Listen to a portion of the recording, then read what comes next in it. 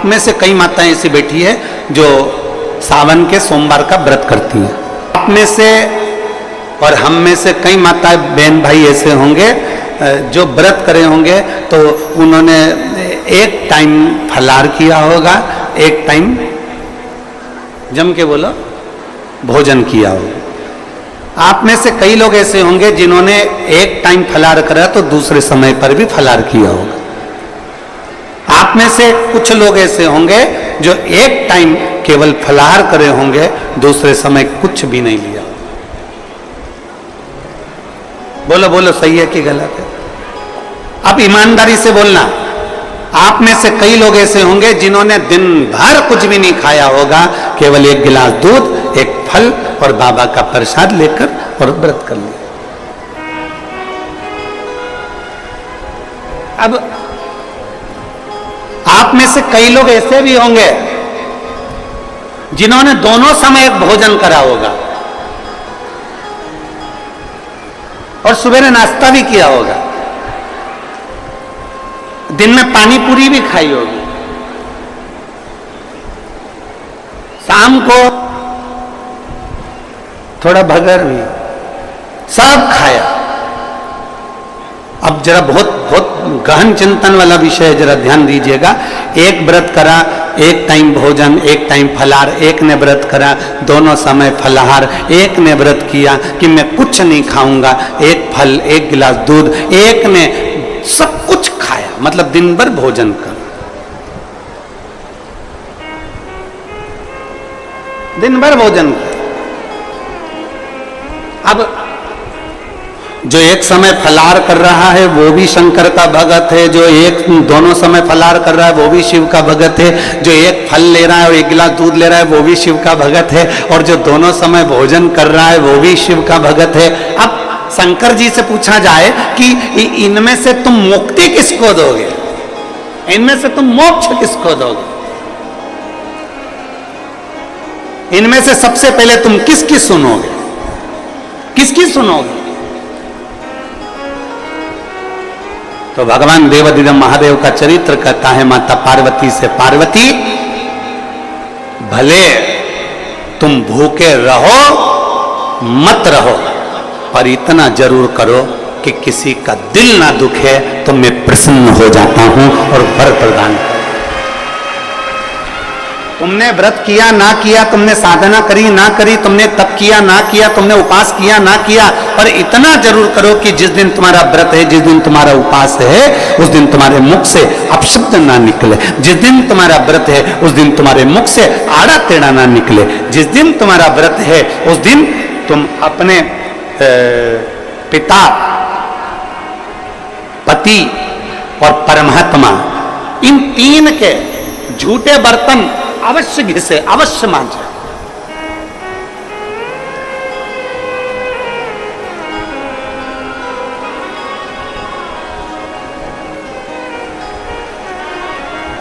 घर के सारे बर्तन, बर्तन मांजने वाली कोई आए वो मांजे, मना नहीं है, पर 3 बर्तन अपने को खुद मांजना चाहिए।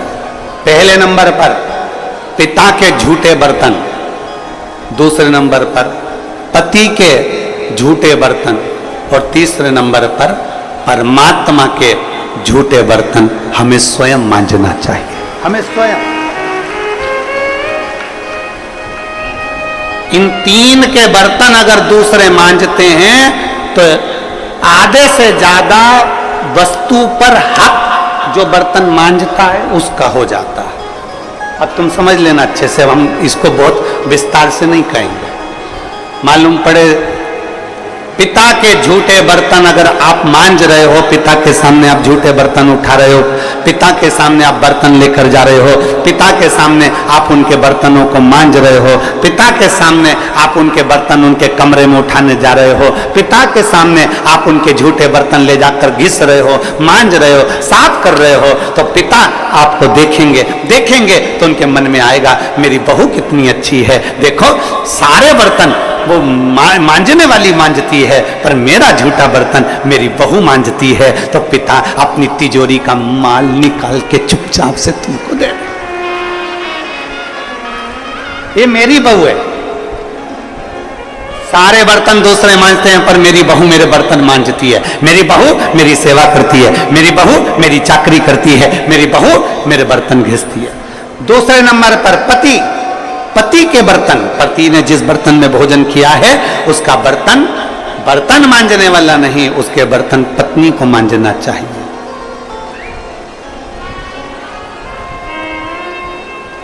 और अगर पति के झूठे बर्तन कोई दूसरा मांजने लगता है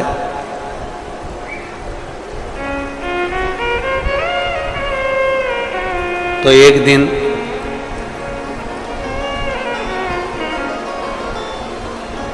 सेठानी नौकरानी और नौकरानी सेठानी हो जाती है।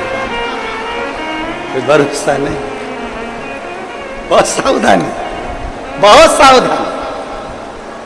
पिता, पति के झूठे बर्तन भी पत्नी को मांजना चाहिए।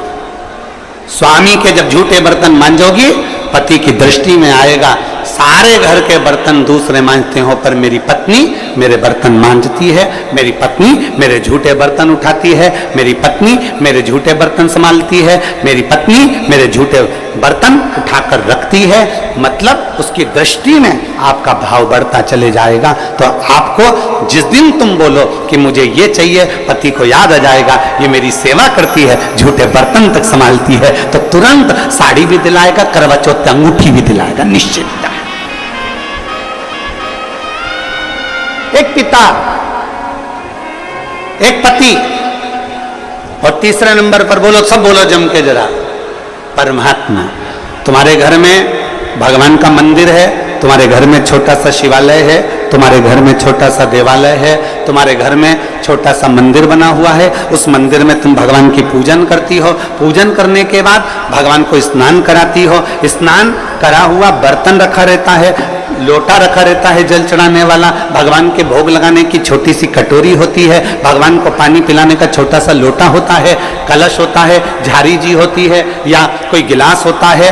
भगवान का बर्तन, परमात्मा का बर्तन घर की स्त्री को, घर की नारी को स्वयं मांजना चाहिए, वो बर्तन मांजने वाले को नहीं देना चाहिए, क्योंकि परमात्मा ये देखता है कि ये मेरे बर्तन मांज रही है, मैं इसको भंडार भर देता हूं। पिता, सब लोग बोलेंगे कौन कौन के बर्तन मांजना चाहिए, जम के बोलो, पिता, पति और परमात्मा। इन तीन के बर्तन, इन तीन के झूठे बर्तन, इन तीन के झूठे पात्र का घिसना, झूठे बर्तन को मांजना श्रेष्ठ।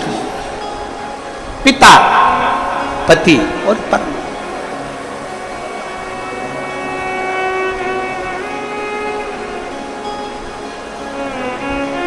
श्रेष्ठ। एक विश्वास अपने भीतर जागृत करिए, और जिस दिन शंभु शरणे मांगू घड़ी रे, दुख काटो दया करीन दर्शन, शंभु शरणे पड़े मांगू घड़ी रे घड़ी, दुख काटो दया करीन दर्शन। भगवान को प्राप्त करने के लिए मन दिल नम्र कर लो, और दूसरा है परमात्मा से कुछ प्राप्त करना है तो स्वयं समर्पण करो। कैसे भज रहे हो, किस तरह से भज रहे हो, कैसे स्मरण कर रहे हो, उससे मतलब नहीं है। भगवान ये नहीं देखता। भगवान से पूछा जाए कि जिसने व्रत दिन भर का रखा, जिसने कुछ नहीं खाया, जिसने पानी भी नहीं पिया, जिसने दोनों टाइम भोजन किया, जिसने एक समय फलाहार किया, एक समय भोजन किया, आप किसकी सुनते हो?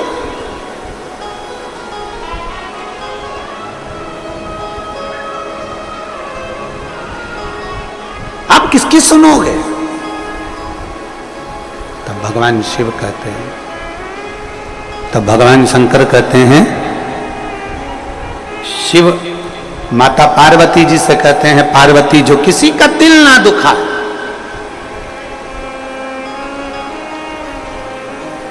जिसके मुख से कभी अपशब्द ना निकले। कोई बहुत बड़े ओहदे पर बैठ गया ना, बहुत बड़े पद पर बैठ जाए, बहुत बड़ा उसको मठाधीश पीठाधीश बनकर बैठ जाए, कोई बहुत बड़ा संत साधु बनकर बैठ जाए, कोई बहुत बड़ा तपस्वी बनकर बैठ जाए, कोई बहुत बड़ा कथाकार बनकर बैठ जाए, कोई बहुत बड़ा साधक बनकर बैठ जाए, और उसके मुख से यदि अपशब्द निकल रहा है तो समझ लेना कि उसका बहुत बड़ा बनना बेकार है, उसका बहुत बड़ा बनना श्रेष्ठ करना ही।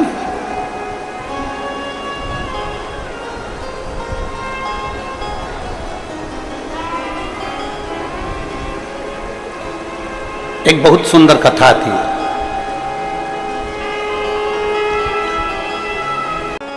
एक कोई जीव जंतु है ना, एक बिल्ली है, कुत्ता है, गौ माता है, तुम्हारे घर में कोई खरगोश है, कोई तोता है, कोई पक्षी है, कोई कुछ भी है, उसको तुम बहुत प्रेम से जब पुकारते हो, बहुत प्रेम से पुकारते हो, तो वो पक्षी, वो पशु, वो गौ माता, वो श्वान, वो बिल्ली तुम्हारे पास में आती कि नहीं आती? अरे बोलो तो जम के आती है ना। आपने केवल उसको प्रेम से पुकारा, आपने केवल उसको प्रेम से बुलाया, तो वो तुम्हारे करीब में आ गए। जब एक जीव तुम्हारे प्रेम से बुलाने से तुम्हारे करीब में आ सकता है, तो तुम्हारे प्रेम से, करुणा से, वात्सल्यता से परमात्मा को पुकारने पर मेरा देव अधिदेव महादेव भी तुम्हारे पास में आ सकता। बोल बम का नारा है, सारी समस्या का हल।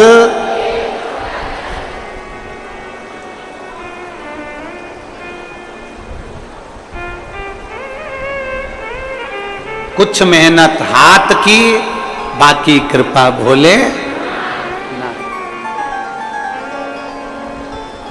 आप पुकारो दिल से, वो आएगा। आप दिल से भजो, वो आएगा। एक बहुत पहले एक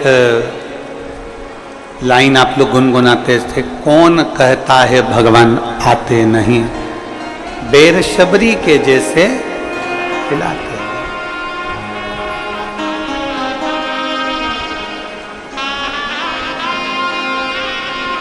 कौन कहता है भगवान सोते नहीं, लोरी यशोदा जी जैसी हम सुनाते नहीं। जिस दिन हम दिल से, स्नेह से भगवान शिव को पुकारेंगे, जिस दिन हम स्नेह से परमात्मा को आमंत्रित करेंगे, हमारा परमात्मा हमारे करीब में जरूर आएगा।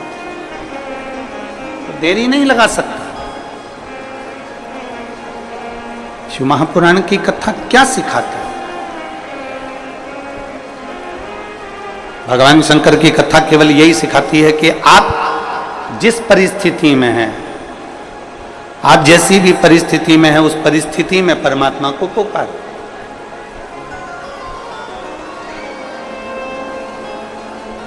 आप जिस परिस्थिति में, दुख की घड़ी है परमात्मा को पुकारो, सुख की घड़ी है परमात्मा को पुकारो।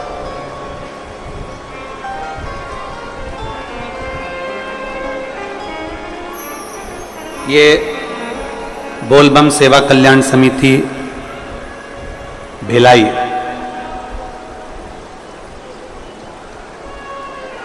सावन महीने में पालकी निकालती है, यात्रा निकालती है।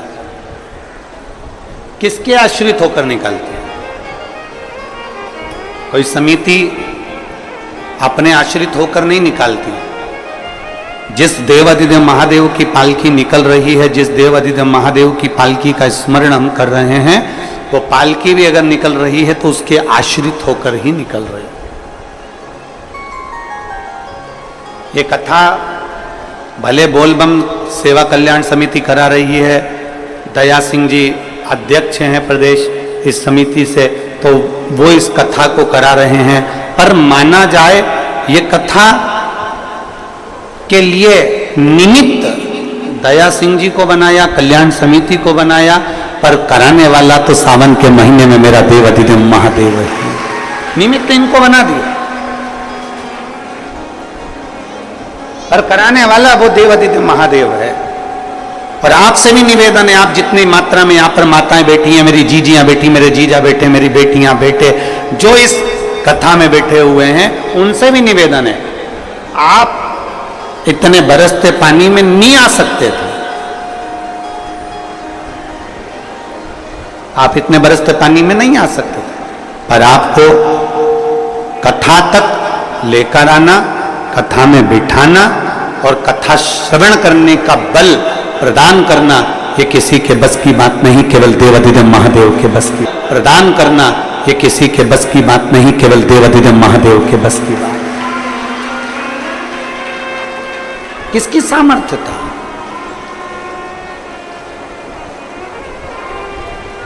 आप और हम सोचे कि हम शंकर जी को अच्छे से जानते हैं, ना ना ना ना, ना जाने कितने तपस्वी तप कर कर कर चले गए, ना जाने कितने साधक साधना कर कर कर चले गए, ना जाने कितने व्रत कर कर कर चले गए, कितनी उपासना कर कर कर चले गए, पर वो भगवान शिव को नहीं जान पाए।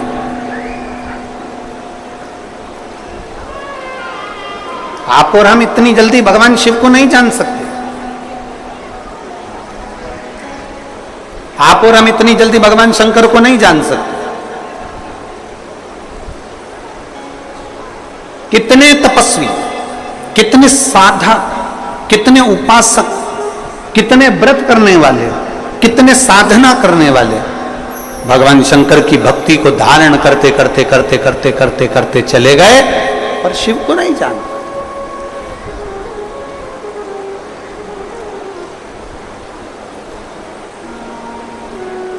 आप में से कई माताएं ऐसी हैं, जब मंदिर में पूजन करने जाती हैं तो दो चार माताओं को राय देकर आती हैं, अरे तुझे नहीं आती ऐसे पूजन करा कर, अरे तुझे नहीं आता ऐसे जल चढ़ाया कर, अरे तुझे नहीं आता तू ऐसा करा कर, अरे तुझे नहीं आता ऐसा करा कर।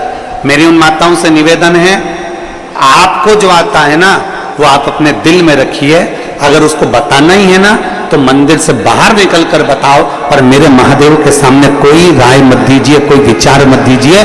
मेरे महादेव के सामने तो इतना कीजिए कि दिल से, भाव से, भक्ति से एक लोटा जल आड़ा टेढ़ा जैसे चढ़ाओ चढ़ाओ, तुम्हारा मन पड़ जाए जैसे बेलपत्री चढ़ाओ, तुम्हारा मन पड़ जाए जैसे चंदन लगाओ, तुम्हारा मन पड़ जाए जैसे धतूरा चढ़ाओ, तुम्हारा मन पड़ जाए जैसे तुम भगवान शंकर को रिझाओ, तुम्हारा दिल कर जाए वैसे तुम शिव को भजो। उल्टा भजो, सुल्टा भजो, जैसा भजोगे तुम्हारे ऊपर है। बीज पृथ्वी के अंदर डाला जाता है, खेत में डाला जाता है, वो उल्टा है कि सीधा, ये बीज अंदर गया किसको मालूम, पर पौधा सीधा ही लगता है। उसी तरह तुम कैसे भी जपो, मेरा महादेव मिलता जरूर है, मिलता जरूर।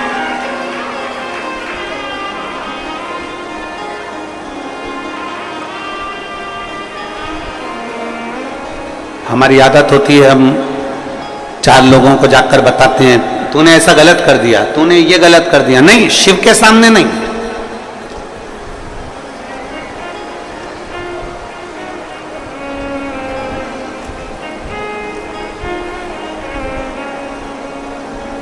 शिव के सम्मुख में नहीं। हम अगर देवाधिदेव महादेव को रिझा रहे हैं तो उसमें हमारे भाव यह होना चाहिए कि जैसे भी भजो शिव मिलेगा जरूर, भगवान शंकर जरूर प्राप्त हो। और तेरी कृपा बिना न हिले एक भी अणु, लेते हैं श्वास तेरी कृपा से तनु तनु। बखान क्या करूं मैं राखों के ढेर का, चपटी भभूत में खजाना कुबेर का। हे गंगाधार मुक्ति द्वार ओंकार तू, भोले ओंकार तू। आयो शरण तिहार शंभु तार तार। जिस भाव से भजो, जिस मन से भजो। अरे मरा मरा मरा मरा मरा मरा मरा मरा मरा मरा मरा मरा मरा मरा मरा मरा मरा मरा मरा कहकर भी पार उतर गए। बहुत सारे मिलते हैं आपको, कोई कहेगा ऐसा भजो, कोई कहेगा वैसा भजो, कोई कहेगा ऐसे गुणगान करो, कोई कहेगा वैसे गुणगान करो। शिव महापुराण की कथा कहती है तुम्हारा दिल जैसे कर जाए, तुम्हारा मन जैसे कर जाए। एक त्रेता में एक राजा हुए जिनका नाम था वीरमणि। शिव जी के परम उपासक थे। भगवान शंकर के इतनी उपासना करते थे वीरमणि, इतनी उपासना करते थे कि शिव के बिना एक क्षण नहीं रहते।